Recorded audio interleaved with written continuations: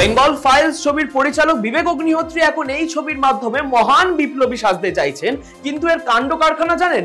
ইতিমধ্যে গোপাল মুখোপাধ্যায় ওরফে গোপাল পাঠার বিকৃত চরিত্রায়নের জন্য তার পৌত্র শান্তনু মুখোপাধ্যায় বিবেক অগ্নিহোত্রীর বিরুদ্ধে এফআইআর দায়ের করেছেন। কিন্তু এর আগে অভিনেত্রী তনুশ্রী দত্ত অভিযোগ করেছিলেন যে 2005 সালে চকলেট নামক এক ছবির শুটিং এর সময় বিবেক অগ্নিহোত্রী তাকে নগ্ন হয়ে নাচতে বলেছিলেন, যে অভিযোগ স্বীকার করতে বাধ্য হয়েছিলেন অগ্নিহোত্রী।